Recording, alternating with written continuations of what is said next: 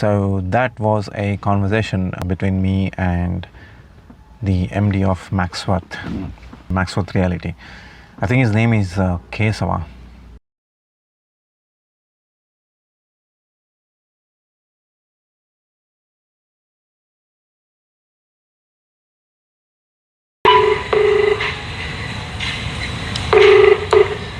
Hello Ishwar, ಹೇಳಿ sir.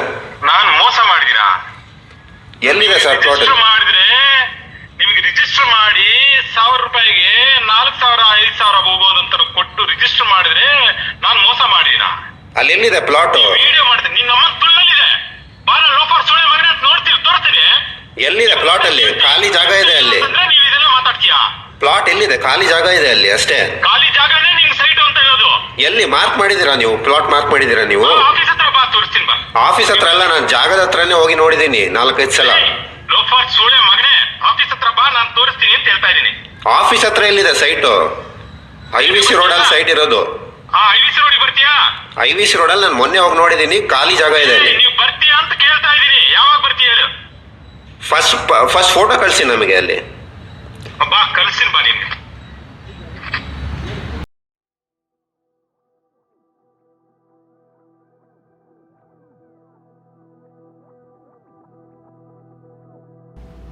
I call him Criminal Kesava because his entire life is based on cheating people of their life savings. I have noted some points to talk about, so I'll be referencing a document in my hand. So this story dates back to 2014 when my father was looking to invest some of his money in real estate. I don't recall how my father was contacted by this salesperson named Kishore from Maxworth. What I mean is, I don't know who contacted who first. My father had multiple brain surgeries, so he always had a problem remembering things. But the point is, neither of us know who contacted who first. This salesperson calls my father to talk about this layout called Max Residency on IVC Road in Devanhalli and offers to send a cab to pick us up. I went along with him, of course. This layout today looks like a ghost town, as is the case with the entire stretch of IVC Road, because nobody lives here. There's no real reason for anyone to move here, but still the prices have gone up. The prices back then were between 1,000 to 1,200 per square feet, which now have gone up to 7,000 per square feet, depending on the developer, the project and the amenities you're getting. The salesman back in 2014 showed us this poorly and unprofessionally developed layout and insisted that we invest here. He then took us to a large empty field next to this layout and told us that it would be developed into phase 5 of Max Residency, and insisted that this would be a better investment. He then proceeds to show us this hand-drawn sketch of the so-called phase 5, where there would be 32 sites on a 2-acre land. The biggest mistake one can do while buying real estate, not just in Bengaluru but anywhere in India for that matter, is buying something based on future promises. Right? In this case, there is this empty field, and the salesman is promising that it would be developed into a phase 5 of Max Residency. Another huge red flag we ignored at the time was the fact that the salesman was trying to sell these non-existent plots because the MD of Maxworth, Kesava, needed funds for an upcoming election campaign. He lost in the election, which was no surprise, but you see the problem, right? The funds from the buyers were not intended to be used for developing the supposed phase 5. But to spend it all in the elections. So after hearing whatever the salesman had to say, me and my father came back home, and I did an extensive research on this company and its MD, and discovered that there were ridiculous amount of court cases and cheating complaints against him. On Google reviews, they were trying their best to hide all the negative comments and post positive fake reviews.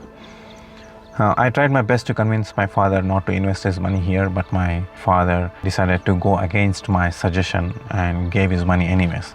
I think the manipulative salesman did this trick once again. Sale deed was done, Khata was also done, which I still don't understand how all of this was done on a non-existent plot. So after this purchase in 2014, we all forgot about this layout for about 5 years.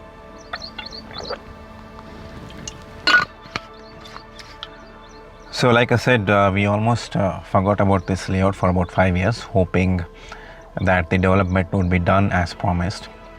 We decided to give this place a visit in early 2019 and were super disappointed to learn that it was in the exact same state as it was when purchased in 2014.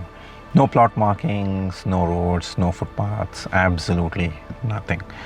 Except for a rusted Maxworth holding, we didn't find anything here. Upon visiting Maxworth office, a person who claimed to be the manager named Rupesh said that there's an ongoing dispute with the neighboring property, which would be resolved in a few months. Since 2019, since that visit to Maxworth office, me, my father and my mother kept following up with this company, asking if they have any further update for us or if they have made any progress. And every time they come up with the standard template response, which would be something along the lines of we are working on it. This dude named Rupesh never responds to messages or phone calls for obvious reasons. If you send an email to this company, you don't get a response either. The only way to get any response from this company is to call the office number. And there have been instances where a female receptionist used abusive language on us, and she even went to an extent of denying the company's plans to develop the phase 5 of Max Residency. She was like, there's no such thing as phase 5. Obviously there's no such thing as phase 5, but because these motherfuckers didn't develop the land. I'll tell you why in a few seconds. You may be wondering why we didn't file a court case on him. Well, I found another victim of phase 5 who did file a case on him, but he said that the case is pending for many years now, and he has lost hope. That's what he told us. I managed to contact a lawyer who was aware of Kesawa's criminal activities, and he said that there are already a ton of pending cases against him, and if you file another case, it will just add to that list of pending cases. So it didn't seem like filing a case on him would be beneficial for me, considering that he has a political background. But anyway, I kept visiting this empty field, and on September 2022, I noticed that the rusted Maxworth holding was removed, suggesting that it was put on the part of the land that didn't belong to Maxworth. In June 2023, I noticed that a compound was put around the property with precast slabs, meaning the large empty field is now divided into two parts. A year later, in June 2024, both the larger and smaller divisions of this field have compounds and gates. and the smaller piece of land apparently belongs to Spurge Infra. To whom does the larger land belong to? Well, I asked the workers on that land, and they told me that it belongs to a company called DNR. It took a long time, but I learned how to check land records online, and I did an easy search on this survey number and found out the following. The phase 5 was supposed to come up on a 2-acre land bearing survey number 8/P9. So these two pieces of land have conversion order numbers of 86/0506 and 145/0506. In the easy search, you can see that the 1-acre land with the number 86 was mortgaged to Karnataka State Financial Corporation, or KSFC, in 2012, 2 years before my father purchased a non-existent plot here. And in 2013, Kesawa sells the other acre with the number 145 to a bunch of people. And what happens in 2019 is that KSFC sells that 1-acre land with the number 86 to Spurge Infra, most likely due to Kesawa's failure to repay the loan. And this is how my father lost what would have been now rupees 40 lakh. Right. I decided to share this story publicly with you all because I don't want you guys making the same mistakes as we did and lose your money that you earned working your ass off.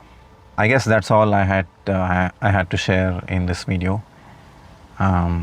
Thank you for watching, and make sure to hit that like and subscribe and share this video with your friends and family members who might be looking to invest in that area. Beware of this company.